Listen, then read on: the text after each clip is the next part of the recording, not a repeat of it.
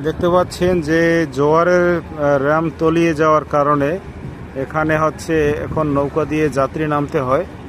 তো নৌকা হচ্ছে জন প্রতি 20 টাকা করে, আপনার এই র্যাম থেকে আপনাকে এখানে নামিয়ে দেবে 20 টাকা করে ভাড়া জন প্রতি। সবাই আসে সুযোগের সন্ধানেই থাকে, কিভাবে মানুষের দুর্বলতাটা খোঁজে সবাই, এটা এই ভিডিওটি তার প্রমাণ। দেখতে পাচ্ছেন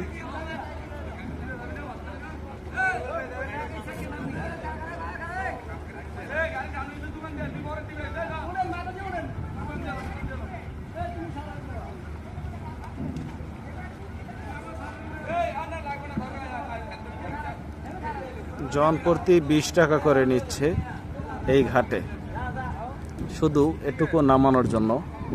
আসলে জোয়ারের পানি একটু বেশি হওয়ার কারণে যাত্রী নামতে একটু কষ্ট হচ্ছে, আসলে এখানে কারো হাত নেই।